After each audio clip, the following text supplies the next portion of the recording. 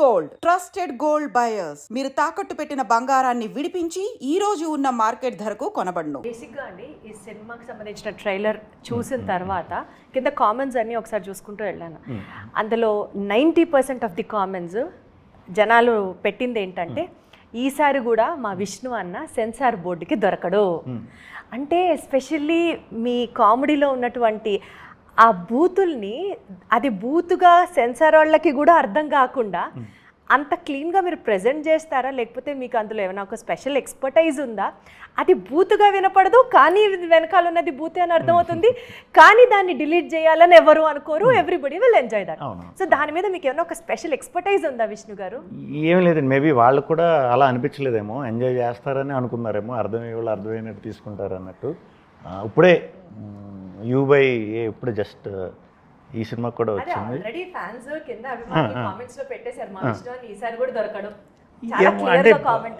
అంటే దొరుకుతామా దొరకమా అనే మైండ్లో పెట్టుకుంటే ఏమన్నా దొరుకుతామేమో. నేను ఇప్పుడు అసలు అది ఆ ఇంటెన్షన్తో ఆ థాట్తో కూడా ఇప్పుడు ఆలోచించలా. ఫస్ట్ సినిమా నుంచి డబ్బింగ్ ఎలా చెప్తున్నాను ఇప్పటికీ అలాగే చెప్తున్నా. బట్ ఇప్పుడు టెక్నాలజీ పెరిగిన తర్వాత చూసేవాళ్ళు ఎందుకో నాది మరి అలా సామజ తర్వాత 2x 3xలో చూడటం స్టార్ట్ చేశారు. అలా చూసినప్పుడు మరి వాళ్ళకి ఏమనిపించిందో తెలీదు.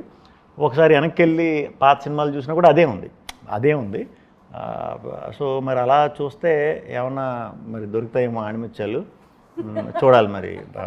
ఒక తమిళ్ డైరెక్టరు ఒక తెలుగు నేటివిటీకి రిలేట్ అయిన ఒక స్క్రిప్ట్ని ఇంత న్యాచురల్గా ఆర్గానిక్గా ప్రజెంట్ చేయగలరు అన్నది మీకు ఆ కాన్ఫిడెన్స్ ఎప్పుడు అనిపించింది? కార్తిక్ గారితో మీకు ముందు నుంచి బాండ్ ఉండిందా?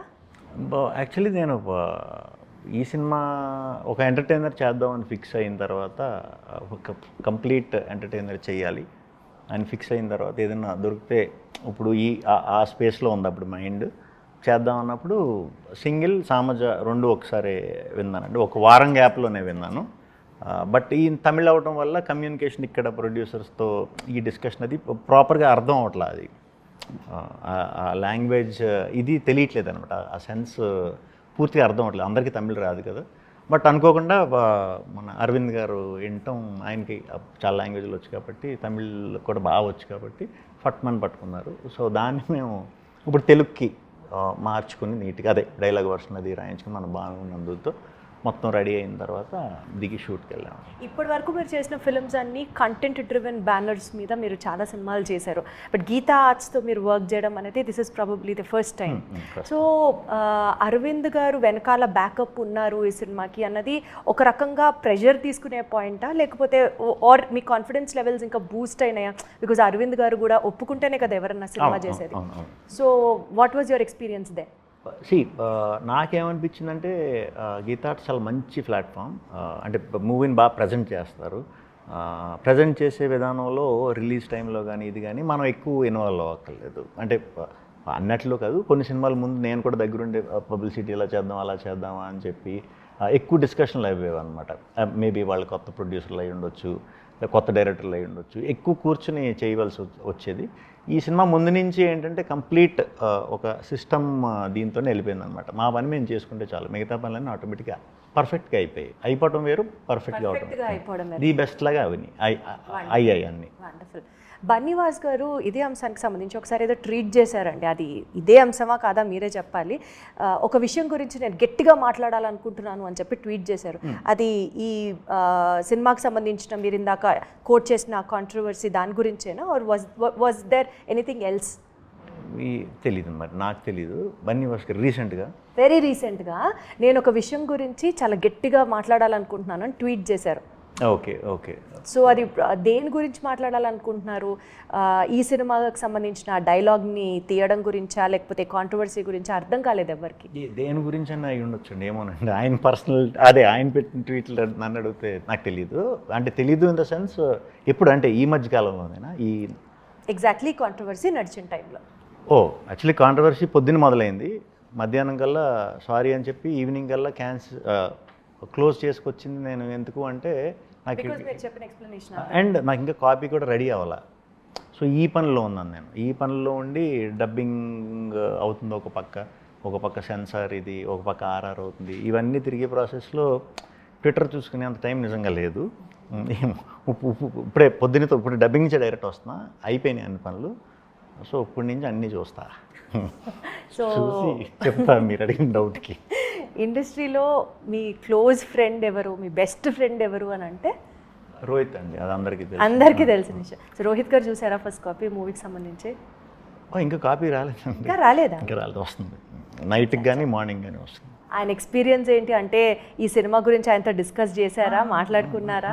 మేము స్క్రిప్ట్ స్టేజ్లోనే, అంటే నేను మీకు చెప్పాను కదా సామజ ఇది ఒకేసారి వచ్చినాయి అన్నప్పుడు, అప్పుడు చెప్పిందేనండి, అదే అప్పుడే తెలుసు. సో ఎప్పటికప్పుడు అన్ని అప్డేట్స్ మాట్లాడుకుంటూ ఉంటాం. ఈ సినిమా గురించి మొత్తం స్టోరీ తెలుసు, డైలాగులు తెలుసు, అన్నీ తెలుసు. సో మీడియాలో అంటే ఈ సినిమా రంగంలో సింగిల్గా ఉన్న హీరోస్లో పలానా వాళ్ళని తీసుకొచ్చి అర్జెంటుగా పెళ్లి చేయాలి అని అనుకుంటే ఎవరికి చేస్తారు మీరు? సినిమాలో పెట్టాం అయ్యండి, మీరు ఇప్పుడు ఇక్కడ ఓపెన్ చేస్తారంటే బాగానే ప్రిపేర్ అయ్యామన్నమాట అయితే మేము. సినిమాలో పెట్టామండి అవన్నీ. అంటే పెట్టడం అంటే సింగిల్స్ గురించి గొప్పగా చెప్పుకునే టైంలో వాళ్ళందరి పేర్లు కూడా తీసే సందర్భం వచ్చింది, వెరీ పాజిటివ్ వేలోనే. ఇప్పుడు మీరు ఎలా అడిగారు అలాగే. సో సినిమా చూస్తే మాకు ఈ క్వశ్చన్కి ఆన్సర్ వస్తుంది అంటారు. బట్ సినిమాలో కాకుండా మీ మనసులో మాట చెప్పాలంటే ఎవరికి చేసేస్తారు అర్జెంటుగా పెళ్ళి? అర్జెంటుగా చేసేయాలని కాదు, సింగిల్గా ఉన్న వాళ్ళలో నాకు మన ఇండస్ట్రీ ప్రభాస్ గారు సింగిల్, తెలుగులో, హిందీలో సల్లుబాయ్, ఇది అలా ఒక్కో దానికి ఒక్కొక్కళ్ళు ఉన్నారు.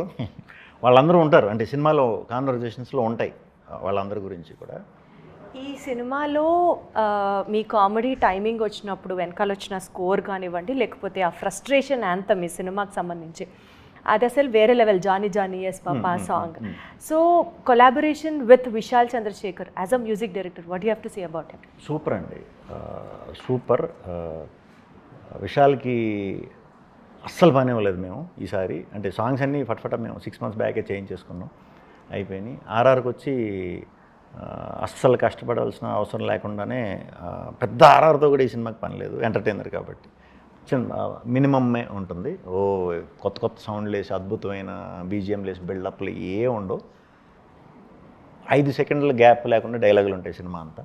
సో ఫట్ట ఫట్ట ఫట్ట ఫట్ట ఫట్ట ఫట్ట వెళ్ళిపోతూనే ఉంటుంది. మేము ఎక్కడన్నా స్పేస్ ఇస్తే అక్కడ ఆర్ఆర్ ఇచ్చాడు పాపం. అంటే పాపం స్కోప్ ఇవ్వలా, మేమే ఇవ్వలా. అర్థమైంది. సో ఇంటర్వ్యూని కంక్లూడ్ చేయడానికి జస్ట్ ఒక 5 secondsలో ఎస్ ఆర్ నో, ఒక చిన్న గేమ్ విష్ణు గారు. షూట్లో సింగిల్గా యాక్ట్ చేస్తున్నప్పుడు ఆ డైలాగ్స్ అప్పుడు కానీ షూటింగ్ అప్పుడు కానీ వైఫ్కి ఎప్పుడన్నా మీరు ఏదన్నా చెప్పాలి అని అనిపించిందా? లైక్ నేను ఈ క్యారెక్టర్ ఎందుకు చేస్తున్నాను, ఆర్ సింగిల్గా ఉంటే బెటరా, ఈ స్టైల్లో ఏదన్నా you wanted to tell your wife? No అండి, no no no no. Okay. Frustration యాంథమ్ని సీక్రెట్గా మీరు లైఫ్లో ఎప్పుడన్నా పాడుకున్నారా? నాకు అసలు ఫ్రస్ట్రేషన్ అనేది ఉండదు. సో నేను ఎప్పుడు హ్యాపీగానే ఉంటాను, అన్నీ లైట్గానే తీసుకుంటాను. అంటే లైట్గా తీసుకోవడం మీ హ్యాపీనెస్ సీక్రెట్ అంటే? అంతే అంతే, బెస్ట్ థింగ్. వెన్నెల కిషోర్ గారి సీన్స్లో అసలు నవ్వకుండా ఎప్పుడన్నా ఉన్నారా షూట్ జరిగేటప్పుడు? లేదు, నవ్వకుండా లేను, నవ్వుతూనే ఉన్నాను. డైరెక్టర్ కార్తీక్ రాజ్ గారు చాలా ఫ్రస్ట్రేషన్తో ఎప్పుడన్నా చేశారా, లేకపోతే డైరెక్షన్లో? లేదండి, అస్సలు ఆ మనిషికి అసలు ఈ టీం నాకు వెరైటీ టీం, నాకు మరి ఎలా దొరికారో తెలియదు కానీ, ఎలా ఫామ్ అయ్యారో తెలియదు కానీ, డైరెక్టర్ వచ్చి కెమెరామ్యాన్, మ్యూజిక్ డైరెక్టర్ కానీ, లేకపోతే మా కిషోర్ గారు కానీ, వీళ్ళందరూ నా చుట్టూ అసలు సూపర్ కూల్ గైస్ అనమాట వీళ్ళు. మెయిన్ మన ఇద్దరు ఉన్నాం మన గురించే, మూడో వ్యక్తి గురించి మాట్లాడే టైప్ కాదు. బేసిక్ వీళ్ళందరూ కూడా అంతే, నేను ఎప్పుడు అదే టైపు. సో దానివల్ల మాకు ఇంకే టాపిక్స్ ఉండవు, ప్రశాంతం కూర్చుంటాం, పని చేసుకుంటాం, వచ్చేస్తాం. సో అరవింద్ గారు ప్రజెంట్ చేస్తున్నారు అని తెలిసిన తర్వాత టెన్షన్ పడ్డారా, ఎస్ ఆర్ నో? యాక్చువల్లీ నాకు చెప్పకుండానే డైరెక్టర్ అరవింద్ గారికి స్టోరీ నెరేట్ చేసేసి చాలా ఫాస్ట్గా ఇది చేసేసి పొద్దున్న జరిగితే సాయంత్రం కల్లా నేను కలిసేసి ఓకే అయిపోయి ఇంత ఫాస్ట్గా అయిపోయింది ఒకే రోజులో. సో బేసిక్గా టైం పడతాయి కదా కలవాలి ఇలాగా అన్నట్టు, ఒక రోజులో జరిగిపోయేసరికి నాకు ఫట్ ఫట్ ఫట్ మని అయిపోయింది, స్కోప్ ఇది అవ్వాల. బట్ నేను అరవింద్ గారు నార్మల్గా కొంచెం సీరియస్ ఏమో, అదే స్ట్రిక్ట్గా ఉంటారేమో ఇలానే అనుకున్నాను నేను. వన్స్ ప్రాజెక్ట్లోకి వచ్చాకనే తెలిసింది అసలు ఆయన అంత కూల్ ఈజీ గోయింగ్, నేను అసలు ఎవరిని సరదా సరదా సరదా సరదా సరదా చెప్పారు. మీ టీం అందరూ అలాగే సెట్ అయ్యారు. హాయ్. సో ఫైనల్ క్వశ్చన్, మీకు ఇంకా డిఎమ్స్ వస్తూ ఉంటాయా అన్న మీరు సింగిలా అని? రావండి, నేను అంటే మీరు సోషల్ మీడియాలో మీ పర్సనల్ స్పేస్ గురించి చాలా తక్కువ నేను పెట్టను అదే కదా బాగా సో అందుకని మీకు వస్తూ ఉంటాయా డిఎమ్స్ ఇంకా మీరు సింగిలేనా? కొంతమంది తెలియని వాళ్ళది కొంతమంది అడుగుతారు, కొంతమంది అయితే ఎప్పుడు జరిగింది అని అడుగుతారు. ఏంటి అప్పుడు జరిగిందా అని కొంతమంది అంటారు, అవునా అయిపోయిందా అని కొంతమంది అంటారు. అది కామన్. సో ఎస్ వస్తూనే ఉంటారు అనమాట. అయితే ఫైనల్లీ అండి, single cinema releasing on May 9th ఆడియన్స్కి ఏం చెప్పాలనుకుంటున్నారు? One take away point from the ఫిల్మ్తో విల్ కంక్లూడ్ దిస్ ఇంటర్వ్యూ. ఒక 2 గంటల టైం May 9th రోజు 2 hours నా కోసం ఇవ్వండి. మిమ్మల్ని మీరు మర్చిపోయేలాగా చేస్తా, నన్ను నమ్మండి. థియేటర్లకు రండి. నాకు ఆ సినిమా టైటిల్ ఆ పేరు గురించి ఆలోచిస్తుంటే నవ్వు వస్తుంది. మీకు భవిష్యత్తులో అదే జరుగుతుంది. వండర్ఫుల్ అండి, all the very best, more power to you. Thank you Vishnu garu. Thank you.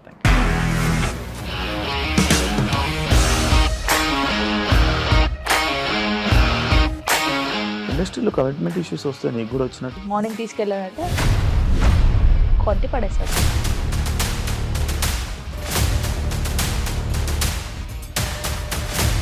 ఒక్కళ్ళు కూడా చూడలేదు ఈ సినిమా అని చెప్పడానికి కూడా చాలా ధైర్యం కావాలి. అది నిజం కదా, దాంట్లో ధైర్యం ఏంటి? ఇది నెక్స్ట్ డే ప్లేట్ మార్చేస్తే తప్పు కదా. As of now we are comfortable this అని నేను అనుకుంటున్నాను. రష్మిక గారిది మీది ఒకే ఊరంట కదా? నీకు కోపం వచ్చిందంటే బాగా తిట్టేత్తరా? తిట్టేద్దామండి. నిజంగా గేమ్ ని ఎలా చేంజ్ చేయగలిగారు? ఏపీఎస్ఎఫ్సి వాళ్ళకి 6 నెలల్లో నేను 6 లక్షలు కట్టాను. బిజినెస్ చేయాలనుకుంటే it is as difficult as riding a tiger.